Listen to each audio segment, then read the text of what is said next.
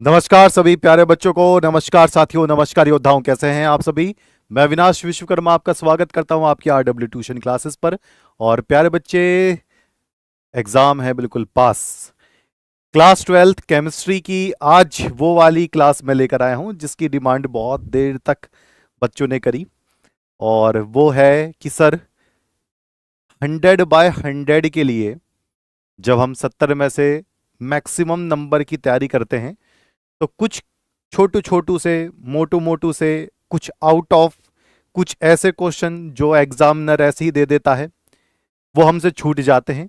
और वो क्वेश्चन जो हमारे नंबर कटवा देते हैं, हमें बड़ा दुख होता है कि सर ये कुछ लगभग लगभग आता तो था लेकिन 2 नंबर यहां से गए, 4 नंबर यहां से गए, 5 नंबर यहां से गए, तो बना बनाए खेल खत्म हो जाता है। तो आइए आज हम कवर करेंगे केमिस्ट्री के नंबर कटवाने वाले क्वेश्चन। थंबनेल देखकर बड़ा अजीब लग रहा होगा कि कुछ क्वेश्चन नंबर भी कटवाते हैं। हाँ, कुछ ऐसे क्वेश्चंस हैं जिन्होंने नंबर कटवाए हैं, बच्चा उनको देखकर ही डर जाता है और छोड़ता है कि भाई अब बस की नहीं है, छोड़ ही देता है क्वेश्चन।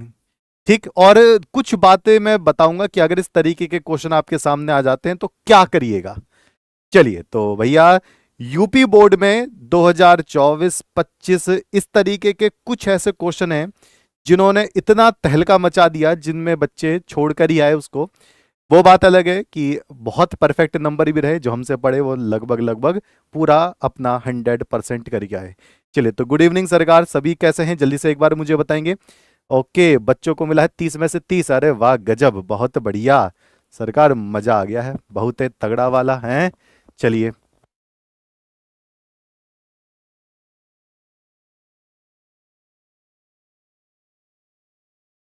चलिए तो एक बार क्लास को जरूर शेयर कर दे जिनसे कि, और हाँ, अपने साथियों को शेयर करके पूछना ये वाली क्लास, क्या तुम पर ये वाला क्वेश्चन आता है। वास्तव में वो कहेंगे जी नहीं आता। ठीक है, चलो जी, आता होगा, अच्छी बात है।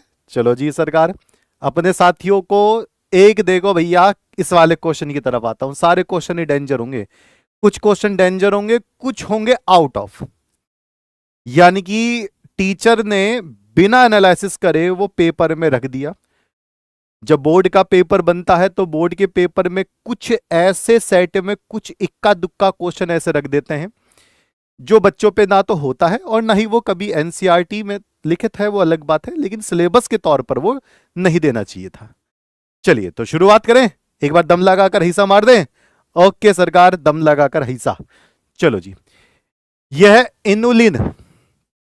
ये पेपर में आया था 2025 में, ये बोर्ड पेपर के 2025 में आया था। और सीधी सी बात है, बोर्ड पेपर के किसमें 2025 में आया था, बच्चों ने इसको गलत कर दिया। यहां पर था इन्यूलिन। इन्यूलिन एक तरीके का कार्बोहाइड्रेट है कि जल अपघटन करने पर क्या प्राप्त होता है, इन्यूलिन है ये। और इन्यूलिन के बारे में ये देना चाहिए था बायोलॉजी में, ये दे दिया केमिस्ट्री में। ये वाला जो क्वेश्चन है, इन्युलिन के जल अपघटन से प्यारे बच्चे क्या मिलता है, फ्रक्टोज मिलता है, यानी कि फ्रक्टोज से मिलकर बना होता है। और पहली बार ऐसा आपने देखा होगा कि ग्लूकोज से मिलकर बना है, ग्लूकोज फ्रक्टोज से मिलकर बना है। इन्युलिन किससे मिलकर बना है, फ्रक्टोज से मिलकर बना है। तो ये वाली बात ध्यान रखिए, एक ये वाले क्वेश्चन, बहुत सारे क्वेश्चन मैं आपको दिखाऊंगा और फिर उसका आंसर भी हम करते हुए कवर करेंगे जी। और वो वाले क्वेश्चन भी जो आपके पेपर सेट चल रहे हैं, पेपर सेट में अथवा वाले क्वेश्चन, जो बच्चे अथवा वाले क्वेश्चन छोड़ देते हैं, हम उसको भी कवर करते हुए चलेंगे। तो सबसे पहले भैया भयंकर भयंकर क्वेश्चन ले लेते हैं, जिससे कि आपको थोड़ा सा लगे कि हाँ भाई, ऐसे क्वेश्चन कैसे करने वाले हैं। चलो जी भैया, लो। अब इस क्वेश्चन को देखते ही बच्चों का एकदम से गला सूख जाता है, अरे बाप रे, ई का दे दिए हैं। और एक अच्छी बात भी बताऊंगा कि अगर ऐसे क्वेश्चन आपको नहीं आ रहे हैं तो किस तरीके से इसको टैकल करना है। देखो भैया, यहां पर एक बड़े का क्वेश्चन, आप सोच के बताओ ये कितने नंबर का होगा, सोच के बताइए डायरेक्ट कितने नंबर का होगा, जल्दी से बता देंगे। वो सारे क्वेश्चन जो अथवा वाले हैं, पेपर में अथवा वाले आए होंगे, जो मैंने पेपर बनाए हैं उसमें अथवा वाले क्वेश्चन, और बहुत बड़े क्वेश्चन, या फिर जो बिल्कुल डिफरेंट क्वेश्चन है। फिर मैं कमेंट करके एक और बताऊंगा कि भाई कमेंट करने के लिए एक मैं पॉइंट दूंगा, आप बताना मुझे क्या होगा। एक कार्बनिक यौगिक है, एक कार्बनिक यौगिक है का आणविक सूत्र दे रखा है उसका C8H16O2 को तनु सल्फ्यूरिक अम्ल के साथ जल अपघटित करने के पश्चात एक कार्बोक्सिलिक अम्ल ख एवं एक एल्कोहल ग प्राप्त हुआ। ग को क्रोमिक अम्ल के साथ ऑक्सीकृत करने पर ख उत्पन्न होता है। ग का निर्जलीकरण करने पर ब्यूट 1 इन प्राप्त होता है। क ख ग की पहचान कीजिए, अभिक्रियाओं में प्रयुक्त होने वाली रासायनिक समीकरण को लिखिए। अब बच्चे कहते हैं सर हमें माफ कर दो, इस तरीके का क्वेश्चन तो भैया हम इतना पढ़ेंगे तब तक तो छूट जाएगा। पहली बात, ऐसे क्वेश्चन अथवा में आते हैं, पर अथवा में इसी के जैसा एक और क्वेश्चन आ गया फिर गड़बड़ा जाओगे। अब इस क्वेश्चन में देखो कहां से हिंट मिल सकती है, कहां से हिंट मिल सकती है। हमें हिंट कहां से मिली है? एक तो जो यौगिक क दे रखा है क, इसका फॉर्मूला संरचना सूत्र कितना दे रखा है C8H16O2। अब दिमाग लगाकर देखो, अगर ये C8H16O2 है और इसमें आप सल्फ्यूरिक अम्ल डालकर पानी डालकर तोड़ रहे हो तो कार्बोक्सिलिक अम्ल बन रहा है, एल्कोहल बन रहा है। तो कोई बता सकता है ये क्या है? कोई बता सकता है ये क्या है? ये एल्डिहाइड है, कीटोन है, एस्टर है, क्या है? ये एस्टर है। ये क्या है? एस्टर है, क्योंकि एस्टर में ही H2SO4 डालकर जब आप कार्बोक्सिलिक अम्ल और अल्कोहल बनाते हो तो इसको क्या कहते हैं?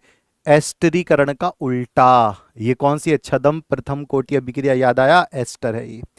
अब C8H16O2 ये तो समझ में आ गया भैया, C8H16O2 ये क्या है? एस्टर है। लेकिन कौन सा वाला एस्टर है अभी हम ये देखेंगे। तो इसका जब जल अपघटन करा दिया गया, H2OH प्लस ले लिया गया, तो यहां पर क्या बन गया सरकार? यहां पर बन गया है, यह है क्या?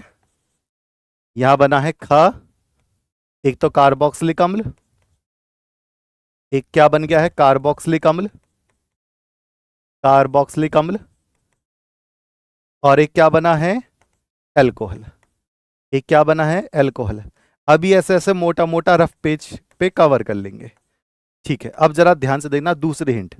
दूसरे हिंट ये कह रहा है कि जो ग है इसका निर्जलीकरण करने पर ब्यूट 1 इन प्राप्त होता है। इसका मतलब ये जो एल्कोहल है ग वाला, ये कितने कार्बन का होगा? सोच के बताओ। ये साफ साफ यहां हिंट दे रखा है। हिंट कह रहा है कि अगर ग का निर्जलीकरण कर दिया जाए तो क्या बनेगा? ब्यूट 1 इन प्राप्त होता है। क्या प्राप्त होता है? ब्यूट 1 इन प्राप्त होता है। तो 4 कार्बन का यौगिक मिल रहा है।